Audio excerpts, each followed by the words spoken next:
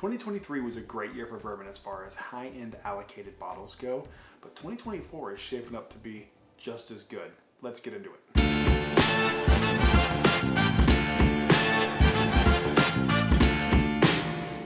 Hello everyone, welcome back to Brad's Bourbon Reviews. I'm Brad, and today we're not doing a review, but we are going to talk about some really cool bottles that are coming out in 2024 that I'm excited about.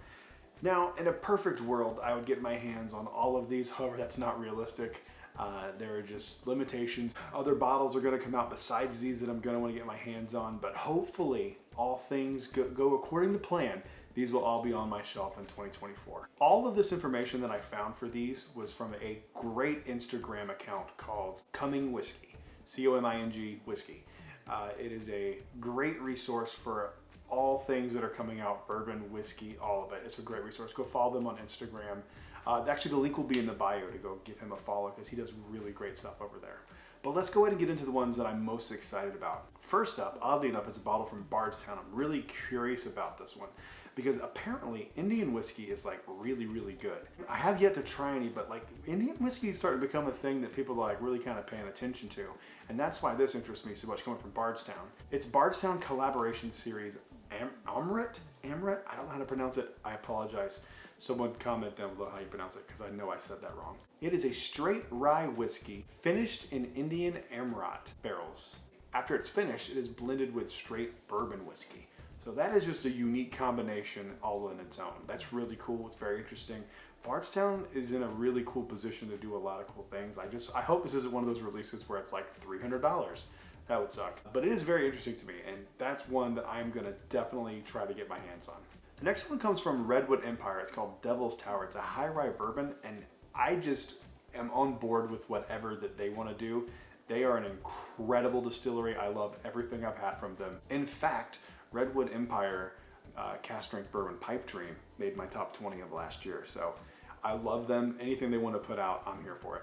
Including another bottle from High West called Foggy Burl. This is a single malt whiskey. Single malt whiskey's taken over, man. Everybody's talking about single malt.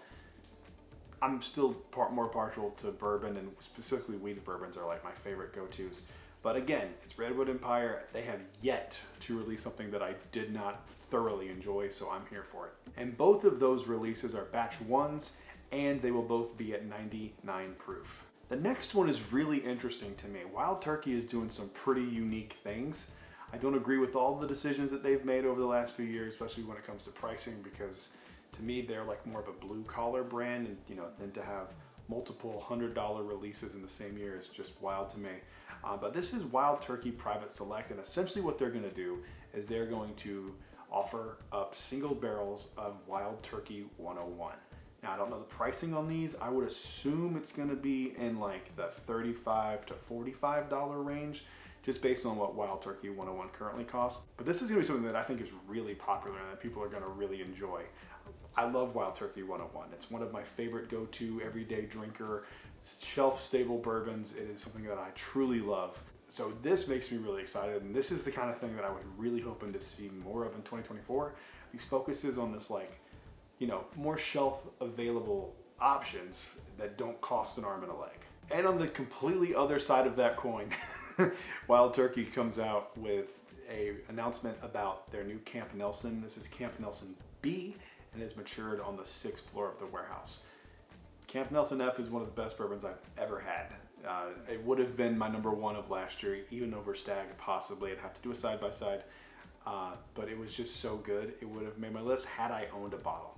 I had an opportunity a few times, but man, $300 for a bottle is just nuts. And I'm hoping that that's not the case with this one, but it's gonna be. The next one on my list here that I am very excited about, Old Forester 1924. This is my most highly anticipated release of this year. I was in Charlotte for Christmas, and I was in the area, like literally a few miles away from the stores where those bottles were dropping. By the way, they cost $115, and North Carolina's a control state, so if you don't know, so that's roughly what the retail is going to be. Probably $150 to $120 is what you'll see it for at retail.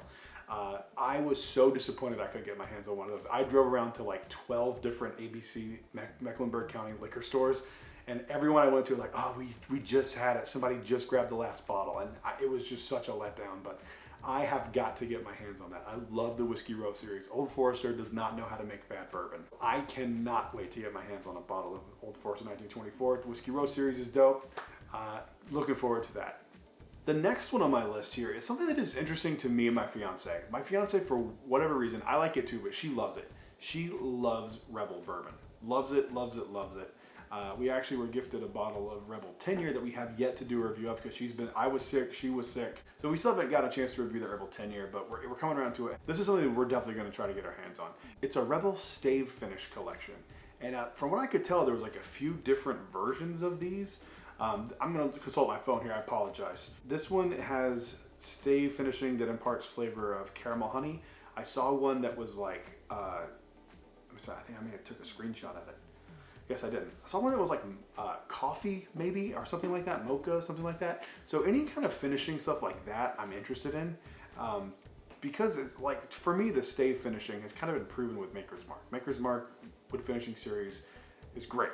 And it's something that I'm really looking forward to coming out of Lux Row because I really like Rebel. Rebel is one of our favorite bourbons in this house. Rebel 100 is a staple. That is like our go-to mixing bourbon. We love it. It's like 16 bucks in most places. Can't go wrong with Rebel 100. Speaking of the Maker's Mark wood finishing series, I thought they were done. I know they said like we're opening a new chapter. This is called the Heart Release and it's for 2024 and it's more of the wood finishing series. I have an image that I'm putting in the video here, but I kind of want to read it to you a little bit just so you can kind of get an idea of what they're doing. For the second chapter of our limited release wood finishing series, we pursue tasty visions. They wrote 2024 over the text in red. It's hard to read.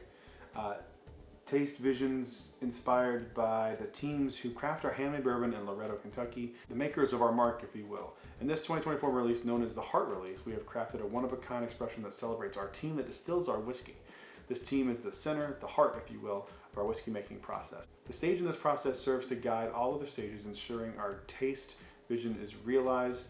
Fruit forward with caramel, maple, and chocolate notes. Sign me up. This expression features a rich, creamy mouthfeel that is a pure delight that we hope you enjoy as much as we enjoyed making it. Comes in at 112.6 proof. Yes, yes, yes. And here's the most interesting thing on this label. It says volume 1 of 5. And it's a blend of toasted American and French oak staves, and it's bottled in February of 2024. So that is very interesting to me. I'm not the biggest Maker's Mark fan, but like I said, the wood finishing series is just really, really solid. So I'm definitely gonna try to get my hands on that. All right, second to last here is another product from Lux Row. It is Rebel 100 6-year. Like just spoke a few minutes about how much we love Rebel in this house, and this is something we're definitely gonna get. Rebel 100, like I said before, it is a staple. I actually forgot about this one or I would have saved all that for this. But this is something that I cannot wait to get my hands on. It's gonna be really, really good. Hopefully, I haven't tried the Rebel 10-year like I said before, but hopefully if that's good, this will give me hope for Rebel 100 6-year. So can't wait to get my hands on that one. And my last one, back with High West. Love High West, they're the best. Is a bottled and bond rye whiskey. High West puts out some of the best rye whiskey I've ever had. Midwinter's Night Dram, their Rendezvous Rye is fantastic. I believe Rendezvous is what they put into the barrels to finish to make Midwinter's Night Dram. But they're like double rye, all of it's good. I love High West. I love everything I've ever had from High West. They are such a great distillery and I cannot wait to try 100 proof rye whiskey from you guys. If you're watching this, that's awesome, great call. That is the end of the video. Thank you guys for watching. Before you leave, comment down below, what are you most excited in 2024 to get your hands on bourbon and whiskey wise? Leave a comment, like the video, and make sure you subscribe as well. I'll see you on the next one. Until then, cheers.